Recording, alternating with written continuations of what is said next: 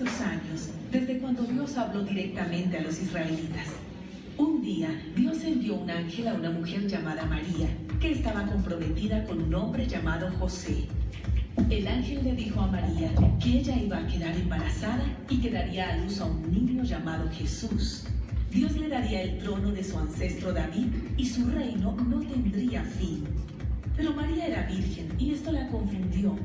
Así que el ángel le dijo que por el poder de Dios quedaría embarazada. Cuando el prometido de María, José, oyó esto, decidió que terminaría el compromiso calladamente. Pero un ángel también se apareció a José y le dijo que no tuviera miedo, que Jesús salvaría a las personas de sus pecados. Así que José y María decidieron casarse y poco después viajaron a la ciudad de Belén. Como muchas personas estaban en la ciudad, no encontraron un lugar para quedarse. Allí, María dio a luz a su hijo, lo envolvió en una tela y lo puso en un pesebre. Algunos pastores vivían en los campos, cerca de allí. Mientras cuidaban sus rebaños, un ángel se les apareció y les anunció que había nacido un niño en Belén. El ángel les dijo que ese niño era el Mesías, el rey de los israelitas que habían estado esperando. De modo que los pastores dejaron sus ovejas, fueron a Belén y encontraron a José, María y Jesús. Los pastores alabaron a Dios por su nuevo rey. En esa época, el país de Roma controlaba a Israel. Después de escuchar sobre el nacimiento de Jesús, un grupo de magos y astrólogos fue a ver a Herodes, un gobernador que trabajaba para el Imperio Romano. Le dijeron que habían visto una estrella en el cielo que les decía que el rey de los israelitas, ahora llamados judíos, había nacido. Esta noticia realmente desagradó a Herodes. Cuando llegaron a Belén y vieron a María, José y Jesús, sintieron una gran alegría. Herodes estaba furioso y ordenó que todos los niños de Belén que tuvieran 2 años o menos fueran asesinados. Pero Dios se lo había advertido a José, quien se fue con su familia a esconderse en Egipto. Y después de que el rey Herodes murió, José, María y Jesús volvieron a Israel, a un pequeño pueblo llamado Nazaret. Se quedaron allí varios años criando a Jesús. Cuando él tenía 12 años, viajaron a Jerusalén para un festival. Al terminar dicho festival, José y María se fueron a casa con un gran grupo de personas, pero Jesús se quedó sin que ellos se dieran cuenta.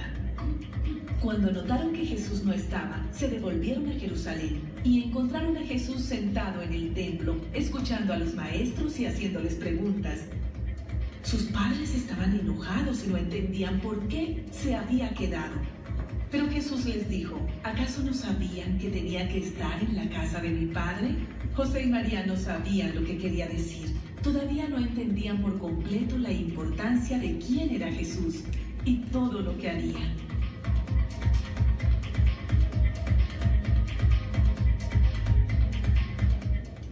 El nacimiento del rey. Vamos a hablar de las guaguitas. Una guagua lo cambia todo, ¿sí o no? ¿Se acuerdan de sus experiencias personales con sus guaguas? Una guagua lo cambia todo. Cualquiera que haya pasado por este proceso se da cuenta de esta verdad cuando uno tiene un recién nacido. Un bebé lo cambia todo. ¿Cuándo sabe usted que tiene un bebé, un recién nacido?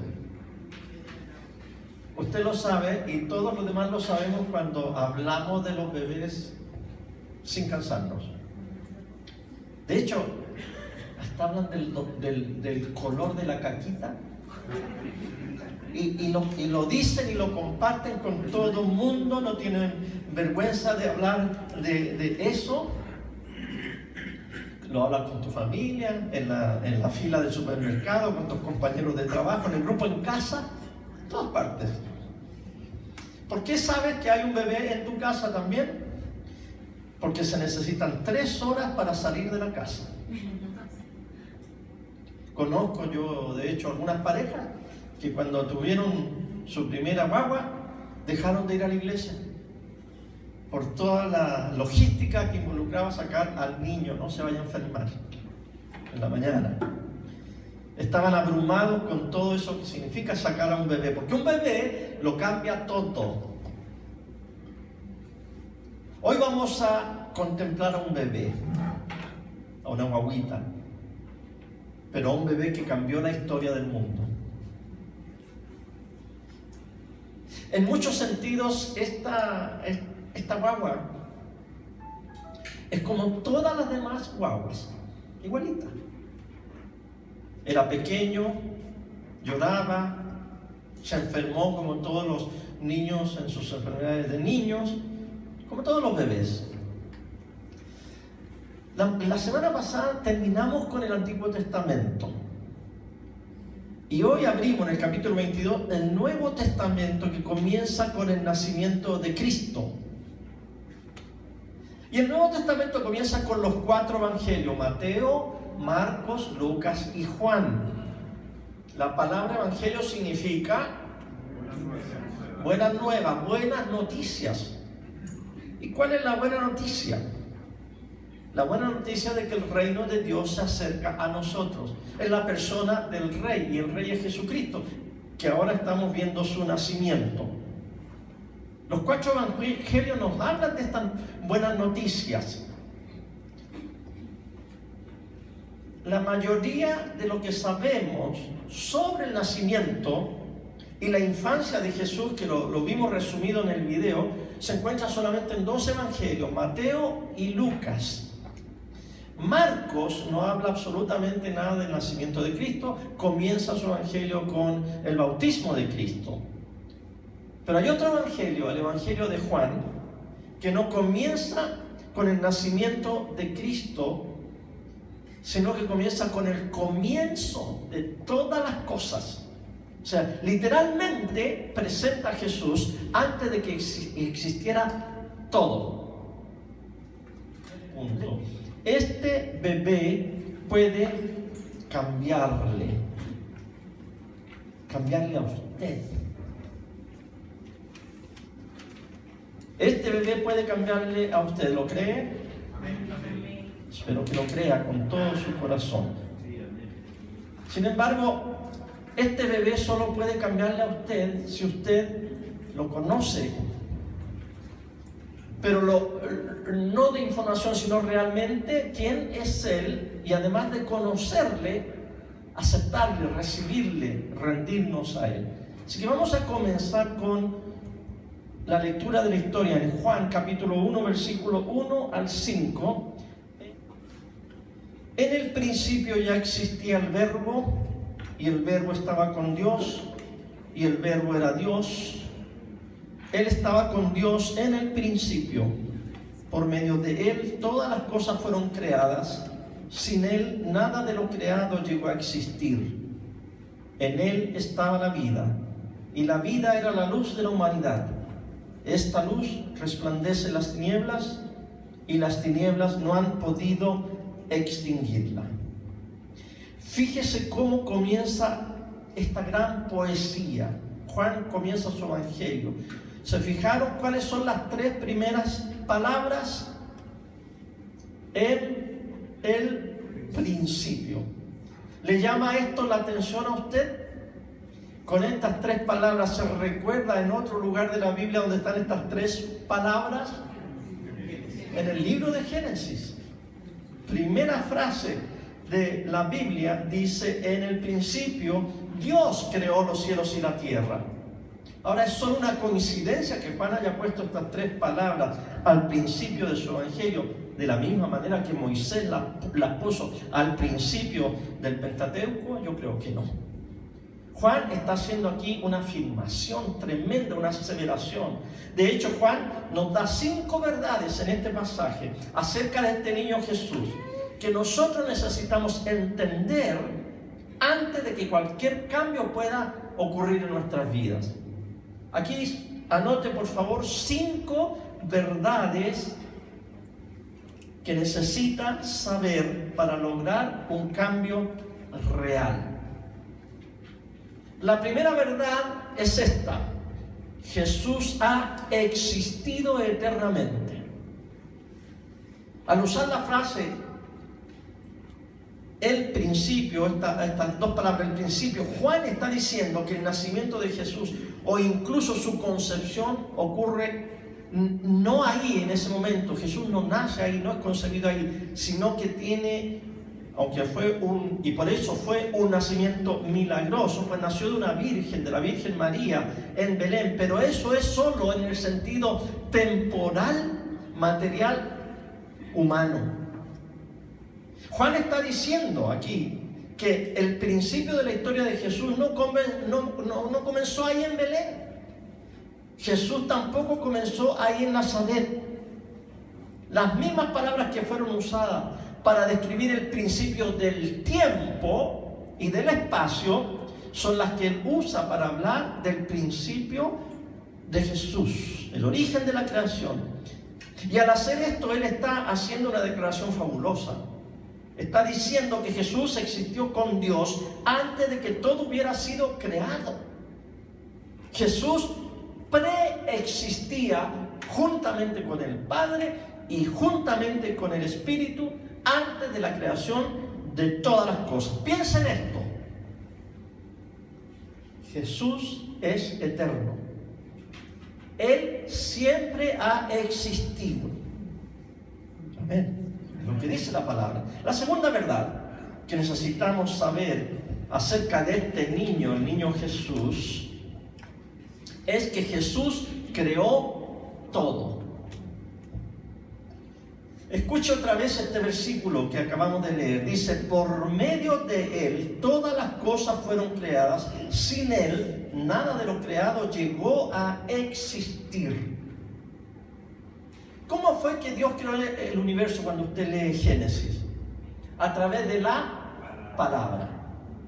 Dios dijo, sea la luz, y la luz fue hecha. Dios dijo, sea esto, sea aquello, y todo lo que Dios decía se iba haciendo por el poder de su palabra. Y Juan aquí en el Nuevo Testamento está diciendo en su Evangelio que el que dijo que sea hecho, que sea, ese era la palabra, el verbo, dice también aquí en el pasaje que leímos, la Reina Valera, y me parece que esta, la Nueva Versión Internacional, usa verbo, otros usan palabra, en griego es logos, la lógica, el sentido, el origen de todas las cosas, el logos, un concepto griego muy bonito que Juan usa para hablar de Jesucristo. Juan por eso usó esta palabra para establecer una verdad. Este niño Jesús, nacido en Belén, existió desde la eternidad pasada con Dios, y a través de este niño todas las cosas fueron hechas. Y aquí está la tercera verdad que necesitamos conocer acerca de este niño.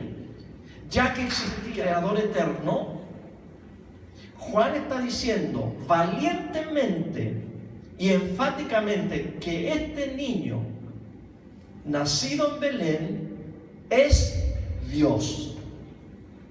Jesús es Dios. Y así lo dice. En el principio existía el verbo, y el verbo estaba con Dios, y el verbo era Dios. Este niño puede cambiar todas las cosas en el universo, porque este niño es el mismo Dios con nosotros. La canción que acabamos de cantar, la última, que decía esa frase, Emmanuel, Dios con nosotros. Dios con nosotros. Este niño es Dios con nosotros. Jesús no llegó a ser un Dios con minúscula, como falsamente la traduce este pasaje, la Biblia de los testigos de Jehová, donde dice que en el principio era el verbo y el verbo era un Dios con minúscula. No, la palabra de Dios nos dice que Él era Dios, sin el artículo indefinido, y nosotros lo ponemos con mayúscula. Jesús es Dios. Él no era un hombre que Dios divinizó. Jesús no era un hombre al cual el Padre le puso su Espíritu Santo sobre él. No, Jesús es Dios. Y dígale esto, por favor, la próxima vez que se encuentre con un testigo de Jehová. Es mi técnica. No hablo de nada más por los testigos de Jehová. No hablo ni del milenio y la transfusión de sangre, ni por qué sus salones del reino no tienen ventanas. No hablo de eso con ellos. Sencillamente les digo, soy cristiano, adoro a Jesús, Jesús es Dios, le canto a Jesús, me postro a los pies de Jesús y le oro a Jesús. ¿Qué me responde el testigo de Jehová? No, Señor, solamente Jehová es Dios. Jesús es el Hijo de Dios, pero no es Dios. Usted le tiene que orar a Jehová. Y cuando le digo, no, Señor, Jesús es Dios en la carne, Jesús es Dios encarnado, y yo lo adoro y yo le oro a Él, y ahí empiezan a temblar y se van. Esa es la doctrina cristiana que hemos predicado por 2000 años. A través del nacimiento de este niño, nacido de una virgen Belén, todas las promesas de Dios se cumplen. Todo lo que hemos visto en estos 21 capítulos pasados, aquí se están cumpliendo de aquí en adelante, en el nuevo pacto, en la nueva promesa de Dios con nosotros. Y aquí viene la cuarta verdad acerca de este niño. En este niño, Dios se hizo carne. La primera parte de Juan 1:14 dice, y el verbo se hizo hombre y habitó. Mire, esa palabra habitó significa, cuando los lingüistas, ¿no?, tratan de explicar estas palabras, ellos nos dicen que esa palabra originalmente habitó significa vino a ser una carpa en nuestro campamento, se vino a instalar, es un allegado, es alguien que viene a vivir, arma su tienda, su carpa, su media agua, su casa, su mansión, lo que sea, aquí con nosotros, habitó entre nosotros, hizo tabernáculo entre nosotros.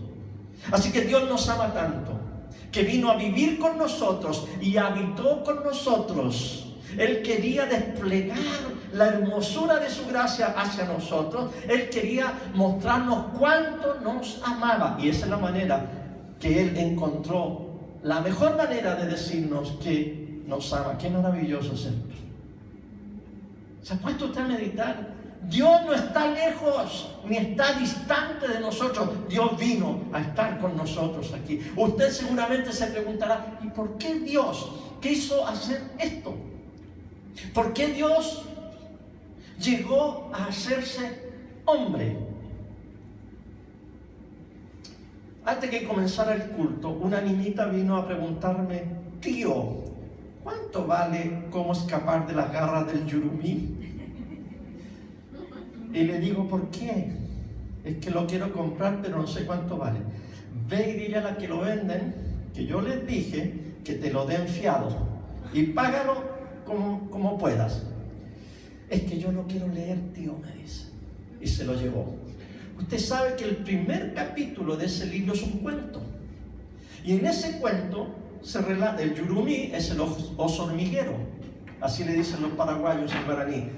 Y el oso hormiguero viene a comerse a las hormigas. Y hay un hombre que quiere mucho a las hormigas y quiere salvar a las hormigas del oso hormiguero. Y les habla y les predica y les echa humo y dice, sálganse de ahí porque viene el hormiguero a comérselo. Y a las hormigas ni el moño se las pelea. Entonces el hombre dice, ¿cómo las salvo? Y finalmente dice, la única manera que me entiendan es que yo me haga hormiga. Y él se hace hormiga, se mete en un huevito, una pupa, después larva, después hormiga, después crece. Y una vez que está con ellos les dice, yo soy hombre, pero me hice hormiga para salvarlos a ustedes del yurumí. Así comienza, qué lindo, ¿verdad? Llévenselo, por favor, está en oferta, páguenlo también. De a 500 pesos por domingo. Dios habitó entre nosotros por amor, nada más que por amor, por desplegar su gracia en nosotros. En las semanas que vienen veremos que Jesús vino para morir. Esa fue su misión, morir, ser sepultado, resucitar, ascender a los cielos, estar sentado a la diestra de su Padre y luego volver en gloria y majestad. Pero tenía que primero hacerse humano con nosotros para perdonar nuestros pecados y darnos el don, el regalo maravilloso de la vida eterna. Y no se olvide que la historia superior de este Dios perfecto, y aquí es donde más nos toca, se hace uno con la historia inferior nuestra. No piensen ustedes que este bebito no tenía cólicos o no se tiraba chanchitos, o no ensuciaba los pañales porque era puro, era santo. No, era igualito con nosotros y con esos niños molestosos que ustedes tuvieron. No. Igualito. Se hizo uno con nosotros. No se olvide, esa historia superior se juntó con nuestra historia inferior para redimir nuestra historia y juntar las dos. La salvación consiste en entrar en el reino de Dios, aquí y ahora. Hay un error muy grande en el cristianismo. Muchos cristianos piensan que salvarse es aceptar a Cristo y recibir un boleto que dice: este es el boleto para el cielo. Y lo muestran: yo me voy para el cielo. No sé qué va a pasar contigo, pero el día que yo me muera, yo me voy para el cielo. Y para ellos el premio es el cielo.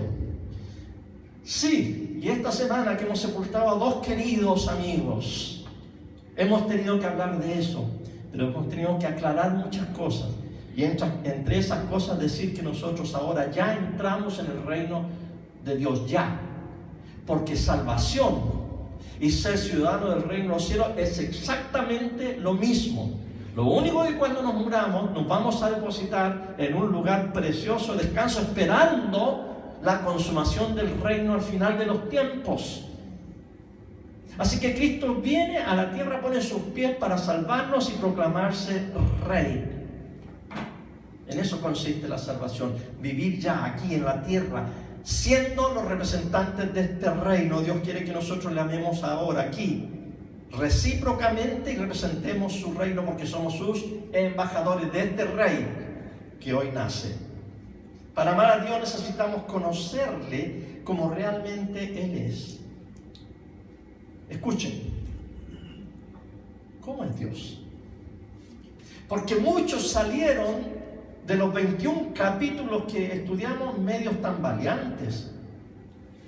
Y yo lo experimentaba en los grupos en casa, esas conversaciones tan ricas que tuvimos todas estas semanas. Pero ¿cómo es posible que este Dios haya permitido las guerras fratricidas, los genocidios? ¿Por qué y tanta pregunta? Y yo a cada rato trataba de responder, pero luego le decía: espérense que ya vamos a llegar al capítulo 22. Por esta razón, porque Dios es como Jesús. Dios siempre ha sido como Jesús. No ha habido un momento en la historia en que Dios no ha sido como Jesús. No todo el tiempo lo supimos, pero ahora lo sabemos. Dios es como Jesús. ¿Le quedó dando vueltas esto? Si no, fíjese que al final del bosquejo se lo anoté para que se lo lleve a la casa y se lo aprenda de memoria, y usted pueda decir: Dios es como Jesús. Dios siempre ha sido como Jesús. No ha habido ningún momento en la historia en que Dios no ha sido como Jesús. No todo el tiempo lo supimos, pero ahora lo sabemos. Dios es como Jesús. Y Jesús es la respuesta de todas sus preguntas y todas sus interrogantes. Así que ahora puede volver al Antiguo Testamento y empezar a ver todas las historias, todo lo que pasó de las historias inferiores, y exaltar a Jesús y decir: Dios es como Jesús. ¿Qué hubiera hecho Jesús en ese momento? ¿Qué hizo Jesús durante sus 33 años de vida aquí terrenal en la tierra? ¿Y qué haría Jesús hoy? Que es lo que nosotros como cristianos tenemos que practicar. Por lo tanto, para que ocurran cambios reales en nosotros, debemos entender estas verdades acerca del niño Jesús. La quinta: Jesús vino a darnos a conocer al Padre. Juan 1:18: a Dios nadie lo ha visto nunca. El Hijo unigénito, que es Dios y que vive en unión íntima con el Padre, nos lo ha dado a conocer.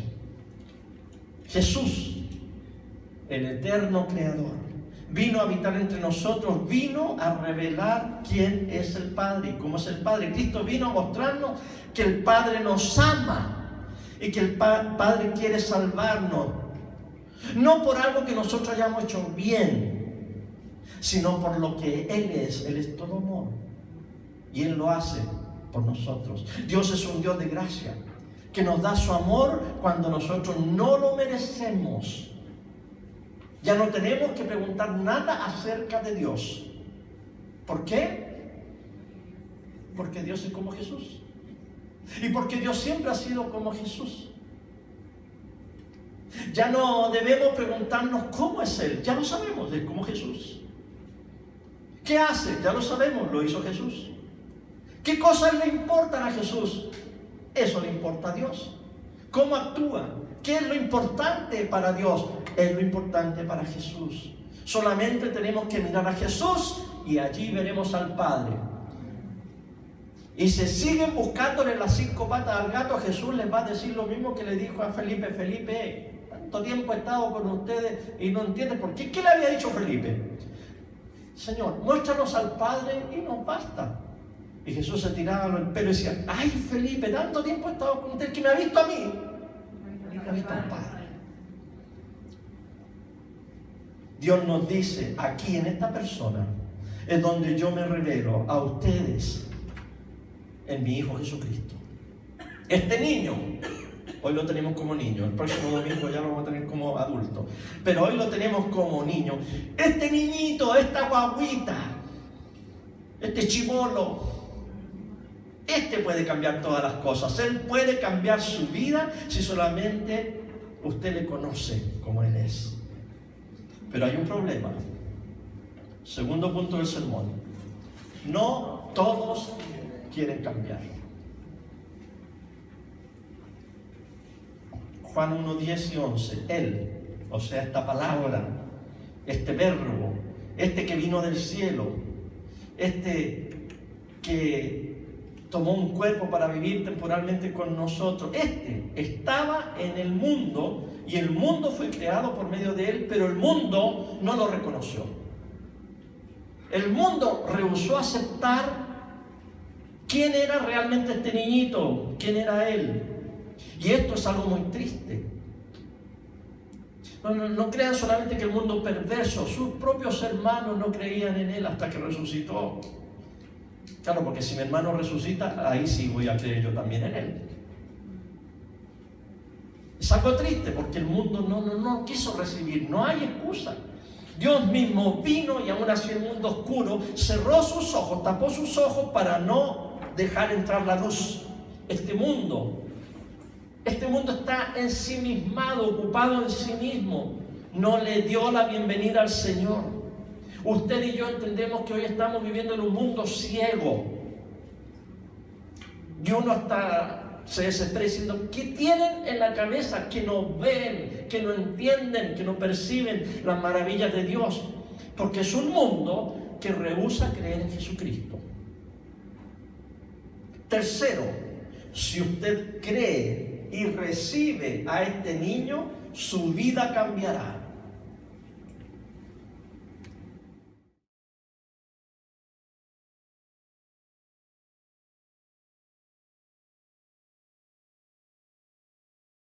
Y ahora voy a leer una declaración que hizo un pastor que le preguntaron, creo que en una conferencia, así de una manera imprevista, ¿quién es Jesús?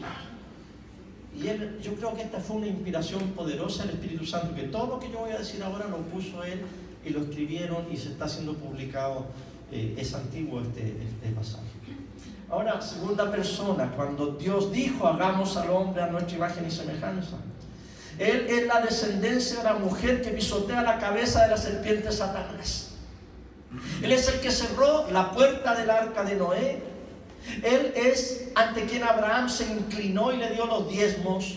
El misterioso sacerdote Melquisedec, de quien la Escritura nos dice que no tiene principio ni fin de días. Él es el visitante que le dijo a Sara que en 1 año ella iba a tener un bebé.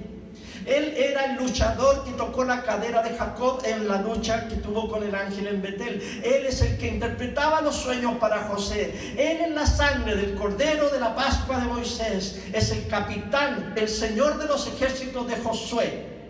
Él es el pastor de David. Él es el poderoso, el Dios eterno, el príncipe de paz de Isaías. Él es el conductor del carro de fuego que se llevó a Elías. Él es la 4ª persona en el horno de fuego con Sadrach, Mesach y Abednego. Él es el que le cerró la boca a los leones en el foso de Daniel.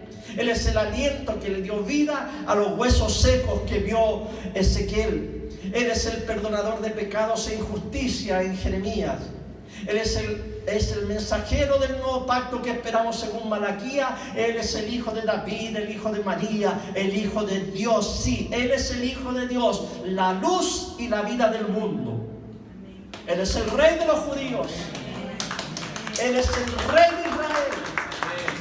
Él es el rey de justicia, es el rey de los siglos, es el rey de los cielos, es el rey de gloria, es el rey de reyes y el Señor de señores. Ese es mi rey. Amén.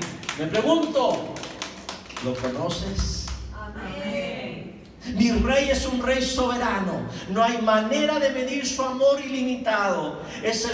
Él es perdurablemente fuerte, Él es totalmente sincero, es eternamente firme, es inmortalmente lleno de gracia, es imperialmente poderoso, es imparcialmente misericordioso. ¿Lo conoces? Amén. Él es el mayor fenómeno que ha cruzado el horizonte de este mundo. Él es el Hijo de Dios. Él es el Salvador de los pecadores. Él es la pieza central de la civilización. Él es incomparable. Él no tiene precedente. Él es la idea más elevada de la literatura. Él es la más alta personalidad de la filosofía. Él es la doctrina fundamental de la verdadera teología. Él es el único calificado para ser el Salvador de todo suficiente. Me pregunto, ¿lo conoces? Él suple de fortaleza a los débiles.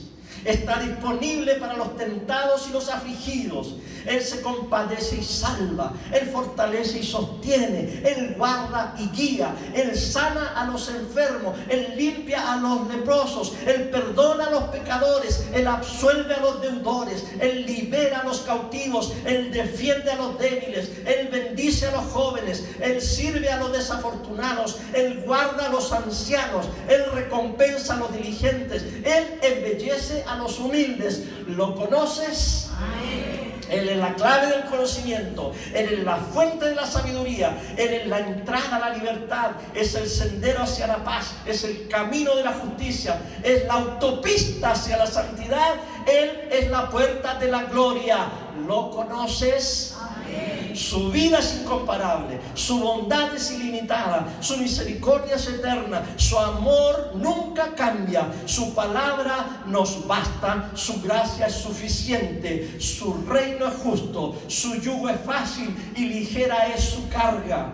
Me gustaría describirlo, pero Él es indescriptible, es incomprensible, es invencible, es irresistible. No puedes sacarlo de tu mente, no te lo puedes quitar de las manos, no puedes sobrevivir sin Él y no puedes vivir sin Él. Los fariseos no podían soportarlo, pero se dieron cuenta que no podían detenerlo. Pilatos no pudo encontrar ninguna falla en él. Herodes no pudo matarlo porque la muerte no pudo con él y la tumba no lo pudo retener. Este es mi rey. Este es mi rey.